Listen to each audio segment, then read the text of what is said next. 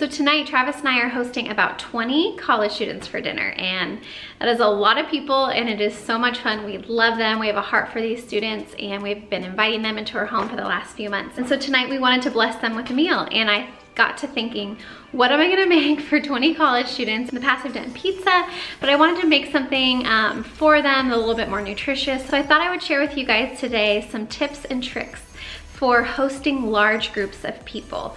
I have come up with a very simple, easy menu, but something that is wholesome and delicious. So I decided to go with a Mexican theme. Super easy. If you can keep everything, the main dish, outside, the easier cleanup, the better. So I picked up this carne asada and this pollo asada from Trader Joe's. I got about 3 chicken and 2 carne asadas. I am always nervous not to have enough food, and also college students, we could have 20, we could have 30, you never know. So more food the better. We're gonna grill up some meats, and then I got some flour and corn tortillas. We're gonna have a little taco bar, and the toppings for the taco bar are super simple, you guys. I just cut up a bunch of red onion and cilantro, put a little salt and pepper on top. I have a side of limes, and then I'm also gonna shred some fresh jack cheese. And for an appetizer, I'm just putting out my favorite chips. They're a local San Diego company. They're just light, crispy, airy. I whipped up some really easy, delicious homemade guacamole. Just add a little bit of lime juice, some cilantro, red onion, cumin, salt and pepper, a little bit of chili powder, and garlic powder. Give it a good swirl. You might need to do a little tasting here and there. I needed to add a little bit of more salt, more lime, but really easy, really delicious. Who doesn't love guacamole? And I'm gonna put out just some chips, guacamole, salsa. Taco bar really lends itself to people who might be gluten-free, dairy-free. They don't need to add cheese. It's still a good hearty meal. And for the sides, I decided to do my absolute favorite black bean recipe I actually got from Gwyneth Paltrow's cookbook several years ago. It's my tried and true recipe. I just stick to it. It's delicious.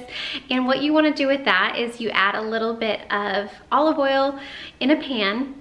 Now I'm doing 6 cans of beans. So this is a little excessive. This is again for a group, but you add a little bit of olive oil, and then you add a little bit of garlic. Once the garlic and the olive oil start browning and it smells delicious, what you're gonna wanna do is dump in your entire can of beans, liquid and all, and kind of get that going, give it a good stir. And once it starts to get pretty hot, you're gonna add 2 to 3 sprigs of cilantro per can. So I'm adding a ton because, again, reminder, I'm making 6 or 7 cans of beans here.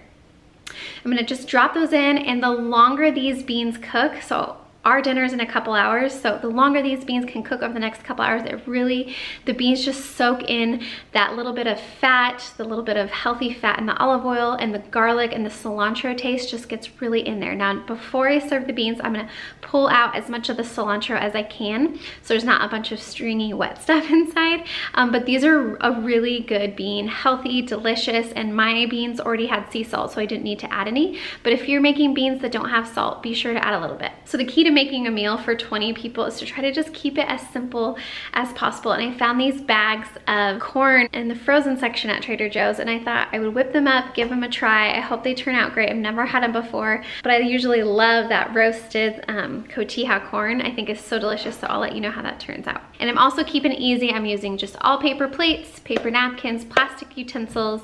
I'm setting out water with plastic cups, and I'm also filling up a big metal drink container that has different LaCroix, waters, some of those fun sodas inside. So entertaining for a group does not have to be difficult. Again, keep it as easy as possible. When in doubt, serve a Mexican meal. And so for dessert, I wanted something large, again, easy. We had church today, so I was making my favorite healthy blueberry crisp. It's Shauna Niequist's recipe.